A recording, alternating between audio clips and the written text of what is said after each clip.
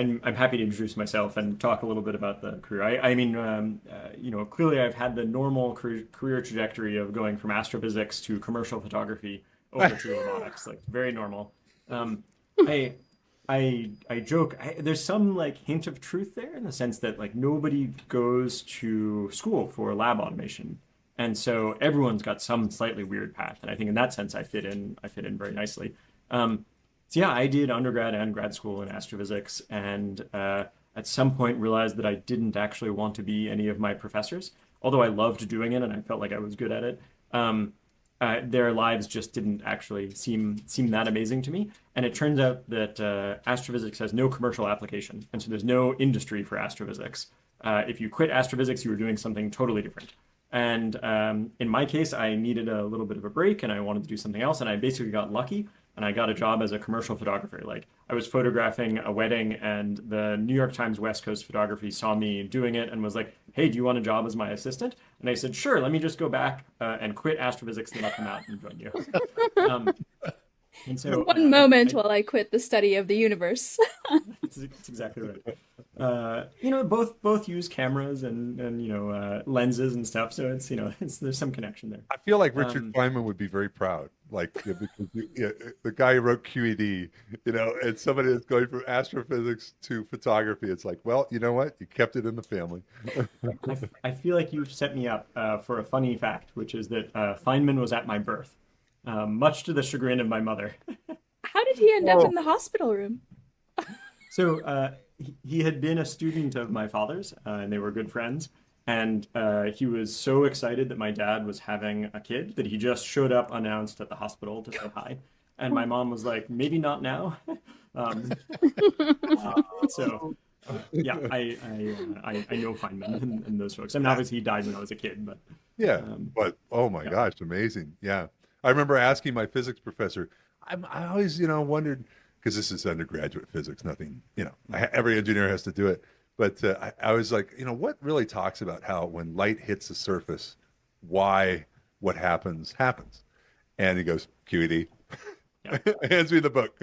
Yeah. Yep. So, Yep. Yeah. Feynman was not only great at the physics, but also at the explanations and just sort of like really explaining what was truly happening, as opposed to trying to complicate things or make it sound fancy. Um, yeah, yeah. yeah, very Great cool. communicator. But Very yeah, cool. so that got me into photography. And then I loved that and wasn't making any money at all. And so I was looking for another opportunity. And when you are starting a company, I think often you are looking for jack of all trades, master of none types, which is kind of what I was at that point. And so I got lucky again and ended up being the first employee at Zymergen. And I was yeah, I was like making slides for investor pitches. I was researching the market, like who makes fermentation products and what do they make. Just sort of like gathering all that materials. Plus, I was doing the IT work and I was doing the automation engineering work, and I was buying stamps, like all the stuff the founders didn't want to do. And there was definitely a moment when they joked, like, "Oh man, we should have staffed the whole company with kind of failed grad students because they worked really hard for very little money." Um, and yeah, I slowly shed all of those tasks except for the automation engineering, and that was, I'll confess, not my decision. Like I made all these kind of big career shifts, but in this case, it was actually Jed Dean, one of the founders of Zymergen, who was like, it's really hard to hire good automation engineers, and we really need a lot of automation. You seem like you can probably figure this out. Like here's the instruction manual for the Biomech FX. Like make it work. And that was my start in automation engineering. And I, at the time, very naively thought like, oh, how hard can this be? You're moving some liquids around, you're moving some samples around. Surely this is solved. I'll do this for 6 months, then I'll move on to something else. And here I am, 12, 13 years later, and like just understand now the depths of the field and how challenging it is, and making cool tools, which is super fun as it turns out. That's amazing. Yeah, I mean the different angle that you bring to the industry and you bring to the process, because I mean there's an established automation, or a lot of established automation platforms over the years, and they're all coming at it from different spaces, but they're all really entrenched in, I would say, an instrument, if you will, right? Mhm. Whether it's a liquid handler or it's a particular device, that is the anchor, that's the cash, right? And everything sort of rotates about that versus, you really came at it from a fresh perspective in the true application sense, right? For what you were doing there at Zymergen. Which Yeah. I remember when I first kind of got back into the space, joining Precise, reading about what Zymergen was doing. I mean, it was, and it still is. I would still consider it a relatively new space, and if I stretch the timeline all the way down, to the '90s and whatnot, and what's been happening in the lab and what companies are doing, but very cool. Yeah. Yeah, and I think it helps to not know what you're doing and to just naively blunder into new ideas and the like. And it's we don't make any of our own instruments, and we have partnerships with all the vendors out there, and if I'm really humble about what we've been trying to solve with our tech, it's really it's plate transport. It's triggering the instruments to do what they do best. It's getting the software on the back end, and as you say, like really focusing on the application side of things, and just trying to make that automation system as robust and as reliable as we possibly can. Because one of our sort of internal values, we don't tend to put out front and center is no paperweights. Like we are just I think everyone in the team is very tired of people buying automation systems that don't quite meet the needs or meet the needs for a moment and then kind of get pushed to the side. Like we really want, if people are going to spend a lot of money on this stuff, we want them to get the most value out of it. And we want them to be able to modify it as the science changes or as the process changes or the needs of the company change. So that's been a sort of a driving principle for us. If I recall correctly, Zymergen started, early on in the process, took on software as a core in-house deliverable. Is that right? Yeah, that is right. Yeah, there was a strong tech team sort of notion from the very start. I think most companies probably add on software and automation later on when it's like sort of quote unquote necessary. And I think we had this idea that we were going to build a platform of that type from the very start. And it was one of the software, automation, and biology were the kind of the three core starting pillars, and then we added chemistry at a later point. Okay. And do you find software is that, it's that key piece that between the user who maybe isn't as involved in the automation, is sort of the piece that where that customization and doing it in-house adds the most value? Or is it on the everything, including the deployment of instruments, integration of data, all that? Or what would you say the number one benefit of that is? I'm curious. Yeah. I mean, I don't want to shortchange kind of any part of it. I do think that software is a thing that has been undervalued and under sort of resourced relative to maybe some of the other parts. I will avoid names, but I have bought pieces of equipment that cost hundreds of thousands of dollars where they've clearly put a lot of effort into the hardware, and it turns out they had like a half-time person on the software and they just barely got it working like that. I see that a lot, and that feels a little bit silly. But I mean, I think one of the parts that's really genuinely fun about this industry is that it's the bringing together of all these different disciplines, and they all have to work together. So it really is the hardware, the software, and the support and the science. Like, really, if you're missing any one piece of this, you're going to have a bad time. I think there's a lot of good devices out there. There's not a lot of great software out there, and so I think there is a gap to be filled, and a lot of benefit to be had from sort of pouring some resources into that still.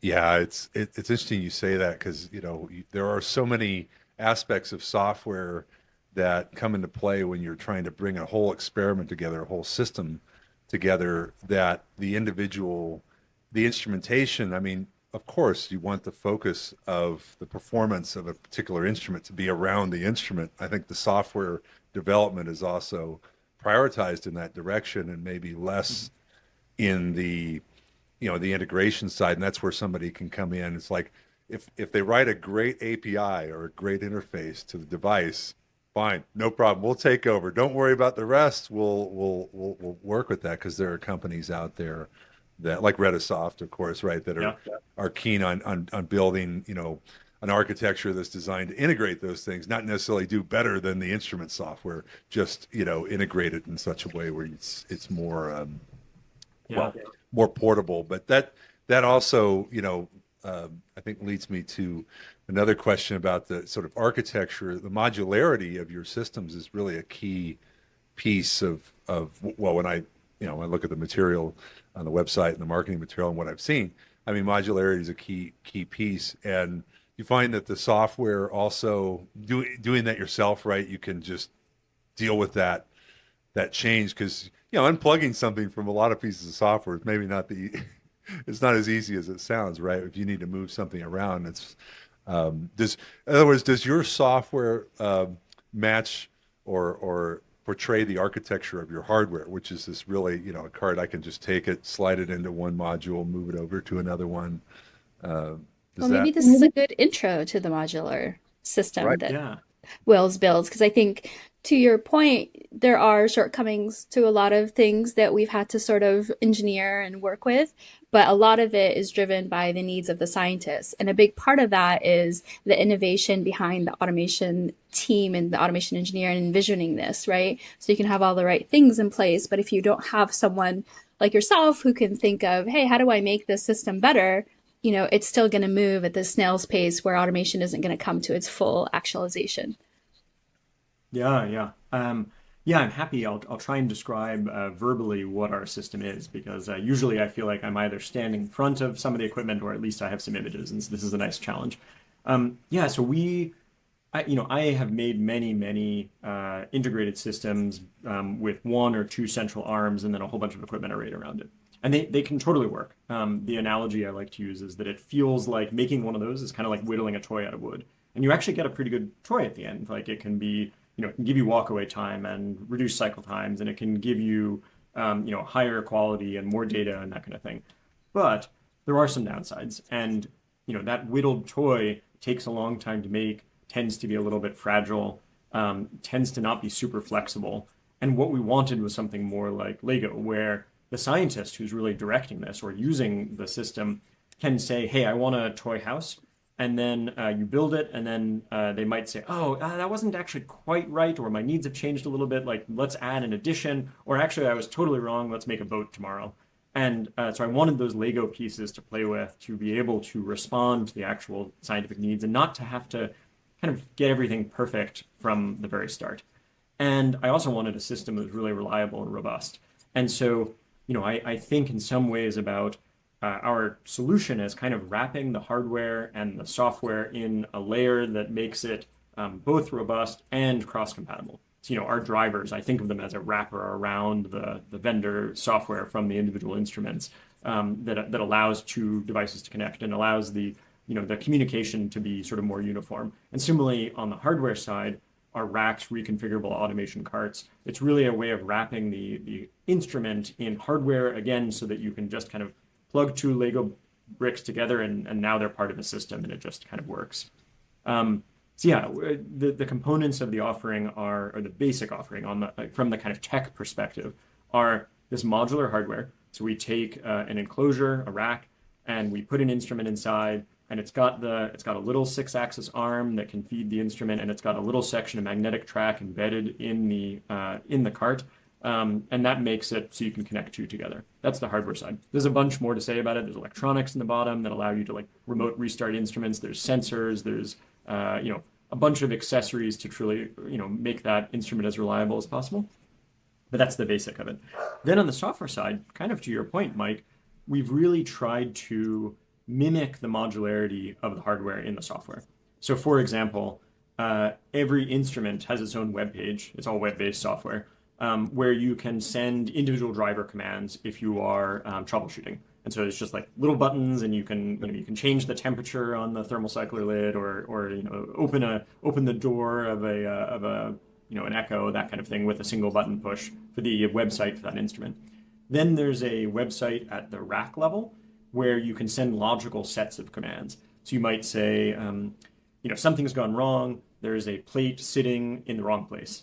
And so you could, with a single button push, say, I want you to check the plate presence sensor for where it's going, make sure that it's free. I want you to take the arm, go pick up the plate from position A, move it to position B, move the arm into a clear spot and then retract the nest, for example, back into the echo. And so really it's like that again. It's that layer is mostly for troubleshooting as well, but there's a layer at the rack level, and then finally there's the layer at the whole system level when you've connected a bunch of racks together, and that's the layer where users spend their time typically. And you can submit protocols, you can write protocols that are composed of these kind of recipes, these sort of boilerplate recipes, and you can monitor the system and watch it running and see the schedule actually unfold. Then, of course, there's layers of software above and beyond that that are like capturing the data and that kind of thing. But I'll pause there. Very cool. No, I think, well, that's fantastic, actually, because that's sort of putting, and we've talked about this in previous episodes, sort of what is now standard?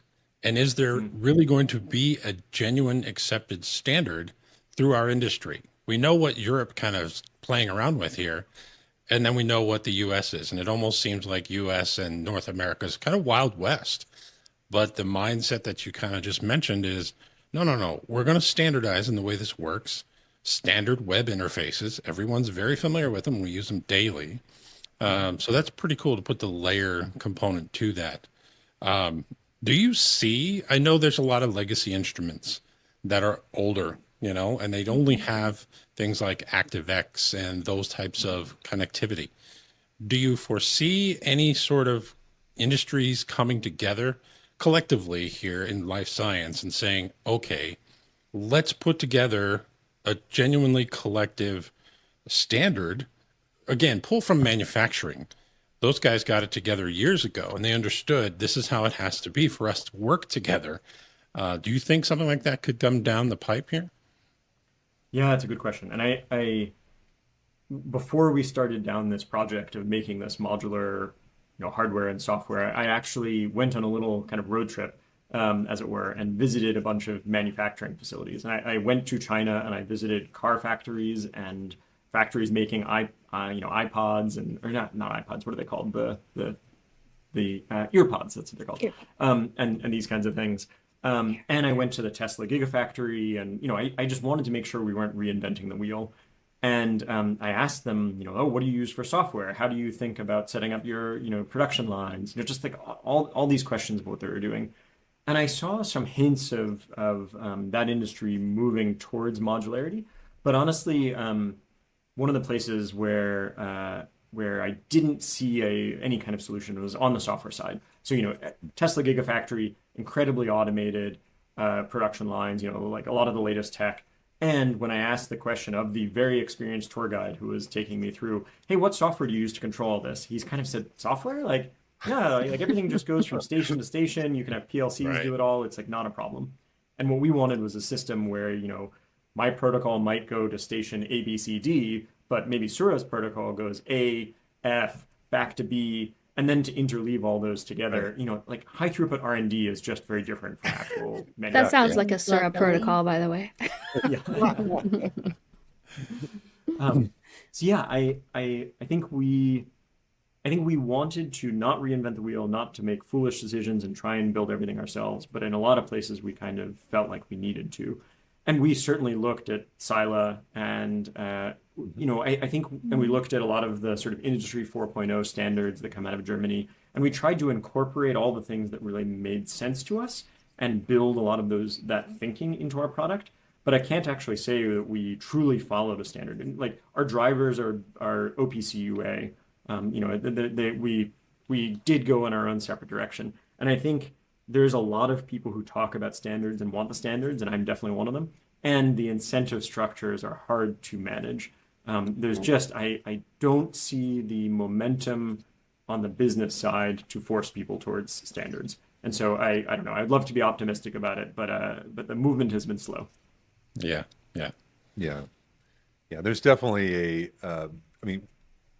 it seems like every day we see more equipment in lab automation that's coming from another industry, whether it's robots, tracks, the planar systems, the MagnaMotion. These are industrial space technologies. I mean, I remember when I first saw the MagnaMotion in place, it was down at the Lilly site in San Diego, and just massive length of track. But then I'm like, oh, this brings back memories. All that device net, all those twist lock connectors, underneath there, the yellow cables running around.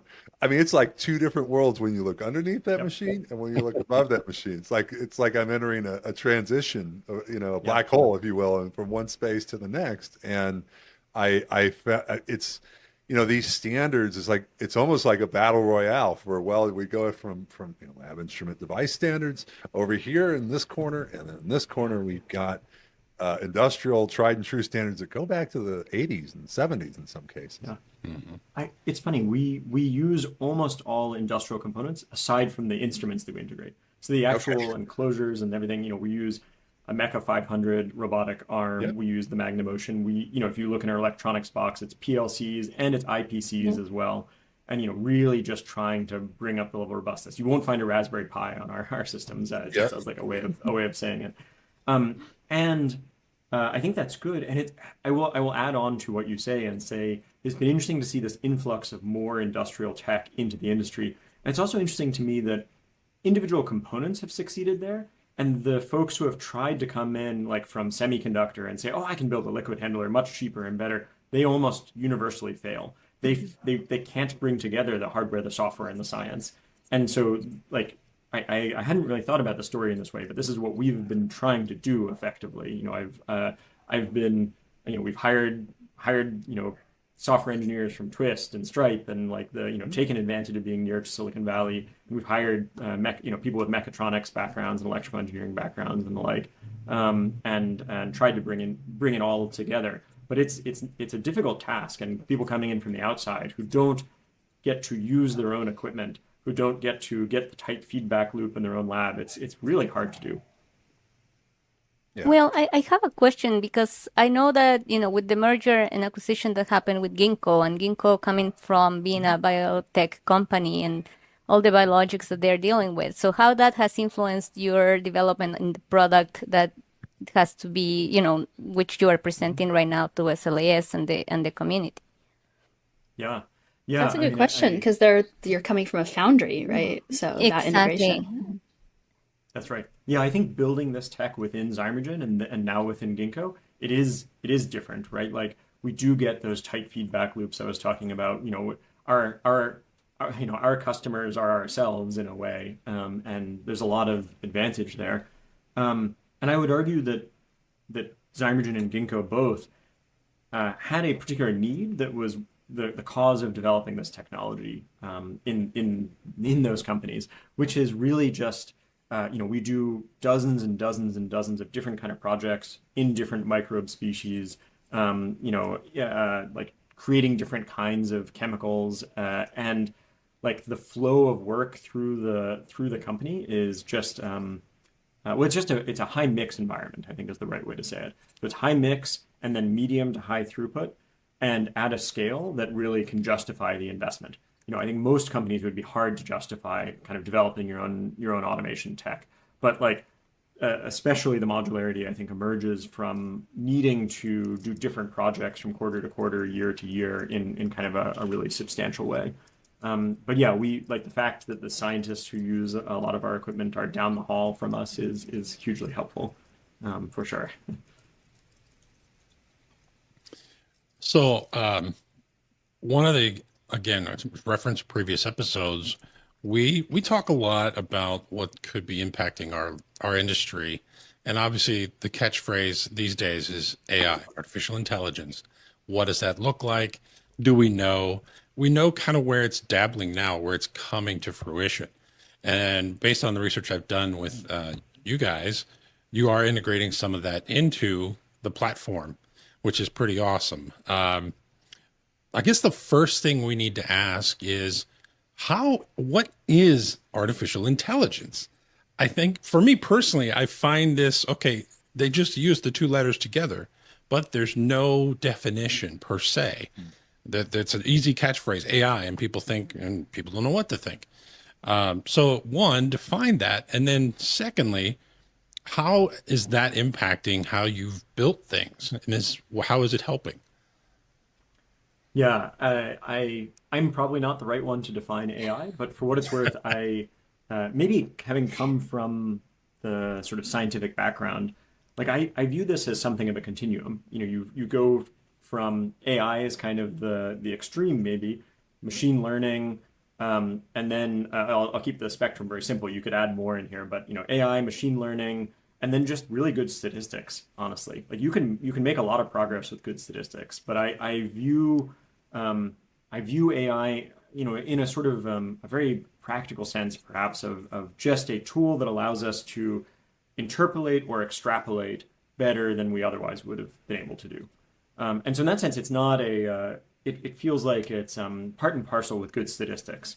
And I don't view it radically different in that way. Like it just allows us to design a better enzyme to, or even, like going beyond enzyme space to design a better microbe, and explore the phenotypic landscape more efficiently. That's very much on the kind of science side. There's obviously the things that AI can do for the tech and how large language models can play to improve the tech and just make us all a little bit more efficient. I don't, it's again like one of these. I don't think it's going to replace any jobs, or I wouldn't want to have a scheduler that is like, yeah, I would say that at the heart of our scheduler, we've tried to take this modular approach. So we actually like the true scheduler at the heart of our control software. We can actually swap in and out. So we've done that a couple times where the engine for that can be replaced. And at the moment we use OR tools from Google, and we have a partnership with them, and they help to adjust OR tools to help our scheduling problem go better. But yeah, I mean, it feels like as a result, AI is sort of inherently part of our scheduler as they've added AI to OR tools. But I expect a lot of the impact of AI on the tech itself to be like that. It's almost just all these little improvements that add up to something meaningful and that make it more efficient, make it easier to work with, make the solutions we come up with better. And then there's the AI that gets applied to the science side where, okay, now the science that we are doing is more likely to be successful, right? Like maybe you can make 1,000 constructs and get to your end target rather than having to make 10,000 constructs. And I think that has an impact on the way that we actually do the automation and the way we think about it. So it's this kind of these competing forces where the AI, the efficiency that we add to the science simultaneously, maybe means we can do less experimentation, and it makes the value of the experimentation higher. And so I think the response of most companies and people will be to do more, not to do less. So it's interesting to see that impact. I feel like I totally didn't answer your question. I didn't give you a definition of AI. I just told you how I think about it. Honestly, Will, you did better than I think we did collectively. No, I think that's important because you brought a perspective where I think all of us sit, where we're not seeing AI in the intelligence in the artificial intelligence, because the way that we use it is very similar to what you described. And I think Amgen did the same thing where they had like the what is it called? The synthetic scientist or the virtual scientist that came up with all these different experiments that they hadn't thought of, right? And it's a lot of this balance of the statistical relevance of what they were thinking and what direction they were thinking of going. So that's interesting. Yeah. I think we march ever closer to this idea of closed loop science. And one of the neat things about being at Ginkgo, rather than say like just a small automation startup, which I've certainly thought of creating in the past. One of the neat things about being at Ginkgo is having all these scientists around, having an AI team that we can work with, and having more of the components that would go into building a closed loop lab. And I will say, just to be like really blunt, the only closed loop lab I've ever personally seen where it truly felt like the experiments were just being automatically launched and then the results were fed back in and then you'd launch, design and launch the next experiment was at Air Force Research Lab, AFRL, where they built carbon nanotubes in a closed loop fashion way more efficiently than any human ever could have with the parts. Now, I think a lot of places are like getting close to this kind of closed loop notion, including Ginkgo, right? Like, we have this AI team, we have experiments that are designed, semi-autonomously with a human, checking results. And we have automation control software that can very easily be controlled programmatically, right? Like, so it's almost like all the components are there and we're like just on the cusp of linking them all together and actually being able to do that kind of experiment. Fascinating. You mentioned earlier the experiment, compressing experiments using, more intelligent upfront thinking prior to starting the experiment. And I feel like even before AI was a big topic, that was a trend. Because when I started in this industry, it was, three XL Stoidley robots all in a row with a hit picker on the end, which was another Stoidley robot, millions and millions of compounds a day. I mean, and those high throughput systems still have their value. I know they're still in use, but it was just like that was the topic of the day. It's let's make the biggest monster we could. And it was all around, throwing as much paint on the wall as possible. But yeah, as you mentioned, I feel like that trend in AI is just only accelerating some of that decision making, or at least assisting you with the data ahead of time before you start doing experiments where this paint in this corner is not going to be effective, or something like that. Yep. Yeah, it's funny. I feel like going to SLAS year after year, it feels like nothing changes sometimes, but then you look over a 10 or 15 year time span and you realize how far you've come. Yeah, the slow crawl. Because enzyme engineering, I mean, that came out of enzyme engineering where you were just throwing everything against it just to hope one mutation got you where you needed to be, right? Yep, absolutely. I also can't help but think about it sort of from I don't know, like a outcome for the customer sense. Like if I think about Genentech and its founding, they had to go after $1 billion drugs because nothing else made economic sense. If it was going to make them less than that, like they couldn't even start the project. And, I think progress is made on the drug discovery side. Coming from the Zymergen perspective, I can't help think about industrial chemicals. Like I want to get to the point where a company, whether they're working in pharma or industrials or ag, can go after a market that is, in the single digit or double digit millions of dollars, and they have all the tech necessary to actually accomplish that and make that a viable financial, proposition. And I think if we can get to that point, like we get into single million, dollars of R&D, or you can go after single $1 million markets, that transforms the entire economy. Then, we get rid of lots of petrochemicals. We start making things through biology. Drugs become much easier and cheaper to get to. Like that is why I care about working in the space on the tools, because I want to actually have that kind of impact. And it feels like the tools are, sometimes it feels like the tools are kind of mediocre. So it feels like there's low-hanging fruit there. Mm-hmm. Yeah, definitely.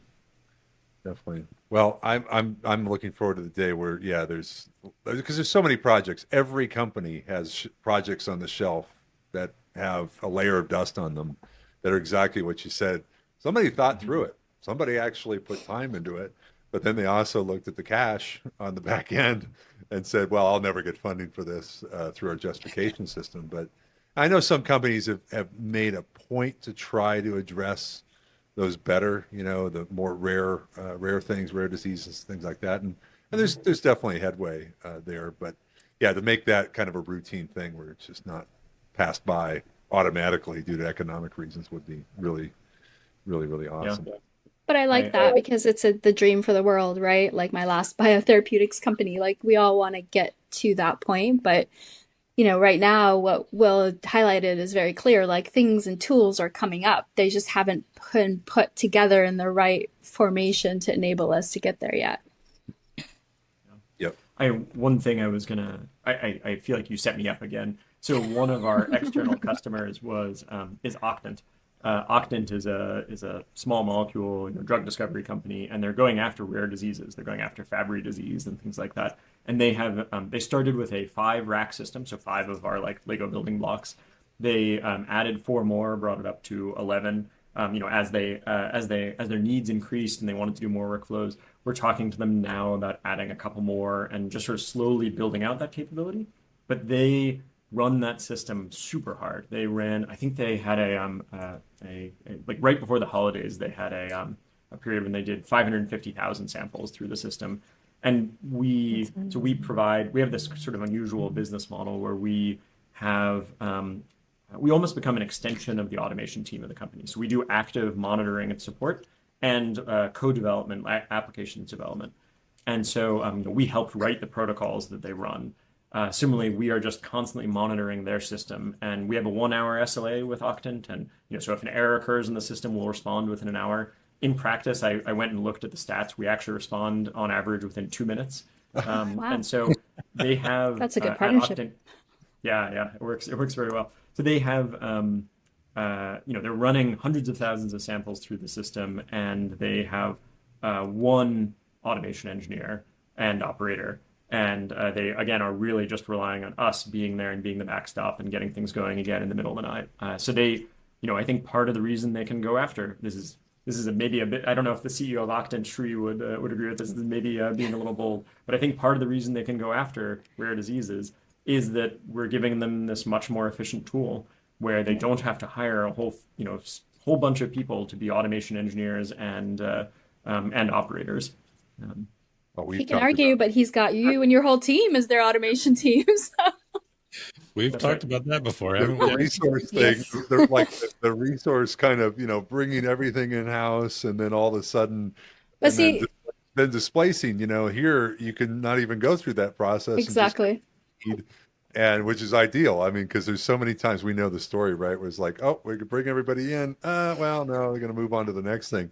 You don't even need to do that, which is awesome. But that's that's thinking ahead, right? You've got the right systems in place. You've got the right people that you're working with. That you only really need this one automation engineer to kind of power your whole process because you're doing it and you've set it up correctly. So much better than hiring 50 people and firing them a week later. Yeah. The dream. My question, though, is how difficult is it to work with some of those partners because of barriers they put up for IP purposes, information getting out, those types of things? What's your pitch to say, it's okay, we got this? Yeah. And I am positive we've occasionally lost customers because of this kind of thing. And that's okay. We don't have to be everything to all people. I'm all right with that. So it varies. So Octant has been a fantastic partner in the sense that they're very open. They basically said from the beginning, our secret sauce is not our protocols. It's not the stuff that you guys see and help with. It's really, over here on the science side. And so they actually voluntarily contribute all the protocols they write back into our library, which we make available to everyone. So if someone else buys a rack system, they can actually use Octant's known and proven protocols. That's Similarly, beautiful. Ginkgo has contributed all of its protocols to this library. So, you don't have to reinvent the NGS prep protocol. Just use Ginkgo's. It works just fine. Now, there are customers who are doing much more secretive things or where the process is part of their secret sauce. And we just say, that's totally fine. You can either write this yourself and we won't ever sort of bring it into our library. Or we can help you write it, but we'll, put in place appropriate safeguards so that information doesn't leak over to other customers. We have both software mechanisms and just sort of processes around siloing of people when necessary for that. I think so that's the kind of protocol side, the application side answer. The other thing is we've actually invested a lot in IT solutions, and our solution does require remote access to the system, and we've just gone with industry standard things for remoting in. We started with just basic VPN, but that's maybe a little bit loose, and so now we have as part of our deployment a server that's running beyond trust and is really there's both controls over what we can see and what we can do, and there's observability. So every action that we've taken on the system, and you can have trust that we're not snooping around in places we shouldn't be and seeing things we shouldn't. So yeah, it's really just been that investment in tech that gives people comfort. And as we made that investment, we saw people go from skeptical to now we'll apply to the IT team at big pharma companies and fill out their 50-page forms, and then they typically give us the thumbs up at this point. Months later. Yeah. That is huge. It reminds me a lot of the conversations I had, especially in 2014, starting then when the Precise Flex and collaborative robots, right? Just the whole idea of collaborative robots, the Mecca, they're all coming out there, and and of course one of the co-founders of Mechademic has been heavily involved in collaborative robot evaluation. In fact, he even evaluated Precise Flex, and it's just that conversation, like you said, whether it's IT or it's health and safety, it's really nice to have a resume to work with when you walk into that conversation and say, thumbs up, you're in. So the IT one is every time I hear about it, it's does there need to be remote access to the robot? in general, no, but if the system integrator puts that into their system, that's something it's just an IP device, however you want to deal with it, you'll have to work with them. We're not requiring, it doesn't do firmware updates like an iPhone, I'll put it that way. Yeah. You know. Absolutely. And I'll confess, I did not know how deep we were going to get into networking when we started this. So if I think about one of the bigger rack systems at Ginkgo, we've got, it's got a high 30s number of instruments on it. And yet the number of IP addresses on that system is nearing 2,000. Between all the motors and every IPC and PLC and the sensors we use, like it turns out we've had to do a lot of kind of DevOps work to make our product. That's not your usual home networking subnet mask on that. That's exactly right. Oh man, It will not be 255 in the third slot. Well, did you consciously think about this? Because I think, for me going through my career, jumping from company to company, a lot of the people that hire me like want to get more efficient, but they don't have a big team. So then that's part of getting their lab set up and getting everything sort of going. And a lot of what you bring to the table is your skill set and expertise in deploying these systems, in writing these protocols. So you're never starting from a full clean slate. Did you consider, was that one of the considerations when you built this at Zymergen, was how do we get to a place where we have a slew of protocols that are just ready for deployment and this modular system that can just plug and play? It sounds like something that you actively put in place. Am I correct? I wish I could say yes, but I think we stumbled into it a little bit. And I think it just most automation systems out there in the world are effectively custom each time. And we have tried to, with our racks, kind of productize that a little bit so that, the plate lock that customer A and the plate lock rack that customer B have are the same. And, they are, protocols could be more interchangeable and the like. And I think it was relatively early, but I can't claim from day one that I started to think, hey, wouldn't it be nice if people could stop reinventing the wheel and solving the same problems over and over again? Whether that be like, oh man, my plate lock needs a buffer tank and some mechanisms for drying the air. Like, we should stop discovering that over and over again. Probably 10 years ago, like when I did. Yeah, that's right. From that to like, hey, could we stop? Why can't everyone use the Broad's NGS prep protocol and stop recreating that? And maybe that's not to say there's not improvements still to be made. I don't want to get in the way of that innovation, but like, let's start from the work that others have already done, and let's make that kind of information freely available and sort of built into the product, as opposed to a thing that you as a customer have to add to it each time. Yeah. That is the reinventing the wheel part happens on a lot of layers. That's one that it does not need to happen for sure. Yeah. When you implement one piece of hardware, doing it in a consistent fashion, especially the more complex things. I saw that over the years. In fact, that was something one of my when I would visit Zymergen for some of those systems that were just kind of standalones right on the floor there. Just servicing an echo, right? I mean, that's an instrument you want to be consistent with. You don't want 10 different echo implementations on your floor because, it just makes it all the more painful. So that was one of the instruments when I got into the industry, that's why the lab site automation solution kind of came to fruition, was because they're like, you know what, let's do a reference. Let's have a reference system with the plate lock, with all the prep, all the things you need to get the most out of your echo. Because otherwise, the user experience, if it's being tied to someone on the outside that doesn't have as much experience, you can control your user experience whether you make the device or not. I think that really touches on that point, what you guys are doing with your modularity deployments. But there has to have been some sort of pain point as you come from being Zymergen to being Ginkgo, right? Because I used to be at Genomatica, where Ginkgo was our sister company. And when I went over there, they had a lot of these kind of stop and go things that they started and stopped, right? And so there was a lot of disparate systems that ended up, being kind of put in the corner and not used, and a lot of systems that were heavily used. How did you tackle that from the perspective of now merging your two companies together to become one?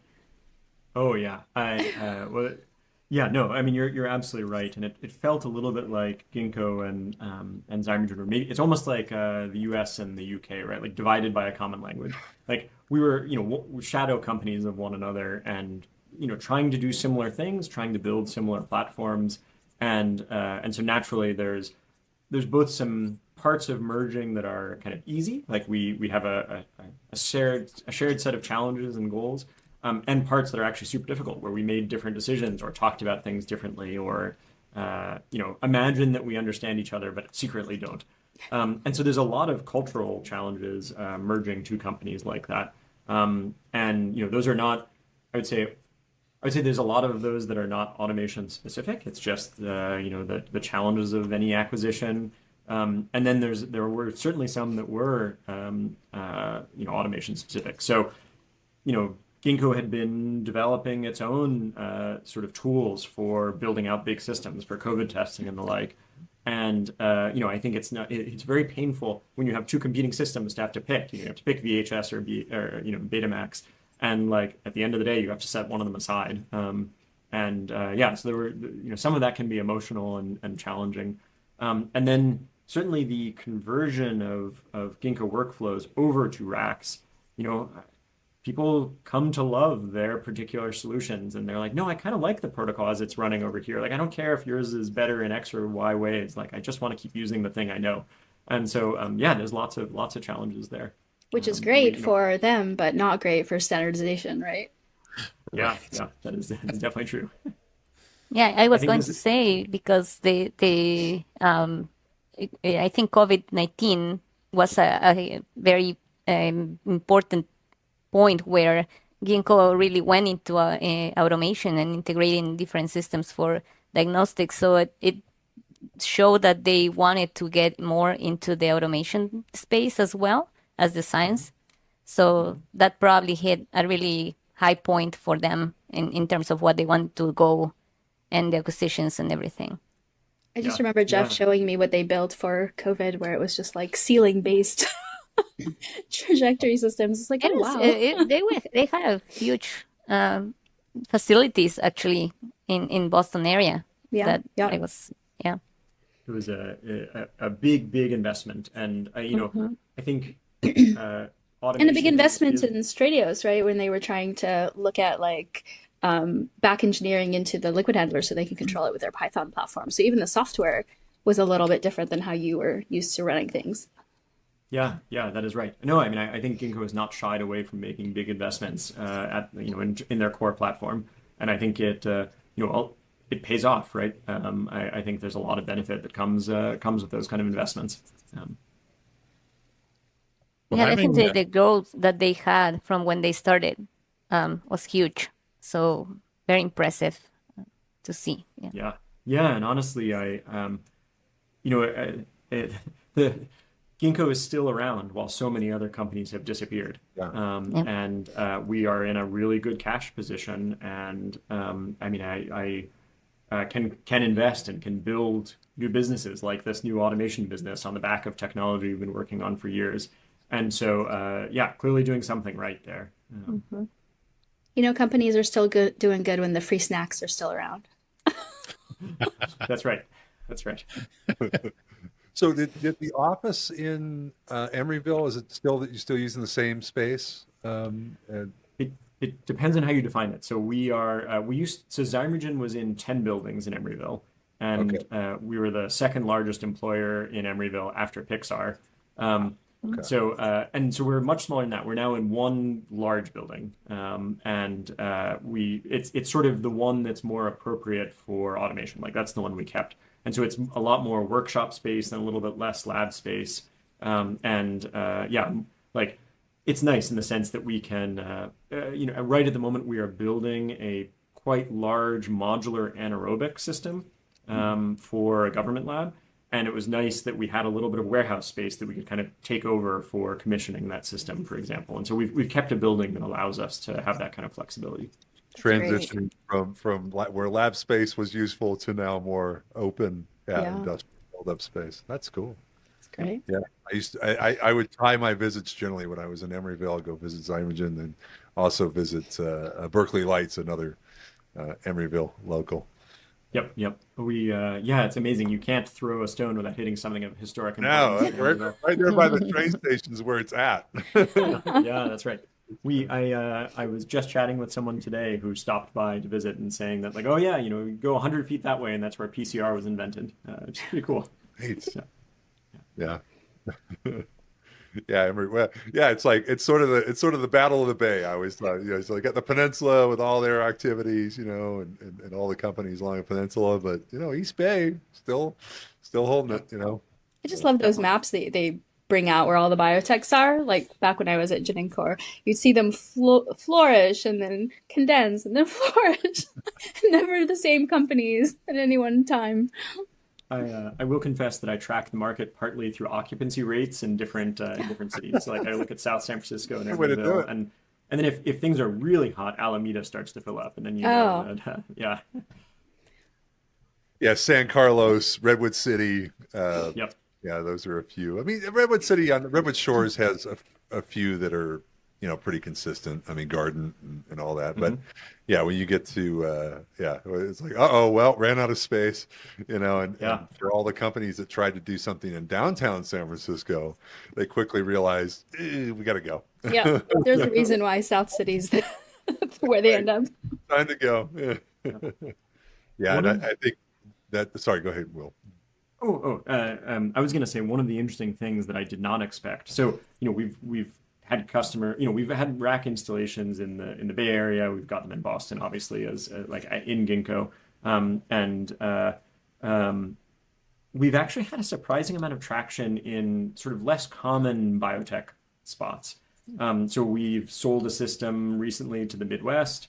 We're talking about some overseas location. I had someone in Brazil come and say, like, wait, does your remote support work over international boundaries? Because we couldn't get a vendor to come down here for anything. But if you guys can solve 95% of problems from afar, maybe we'd actually buy a system of yours. And so I'm excited about this idea that, like, there's sort of unintended consequence of our business model and our approach that might actually sort of open up more, more folks to buying our stuff. Oh yeah, just having a support like presence at any hour internationally is so important to a lot of clients.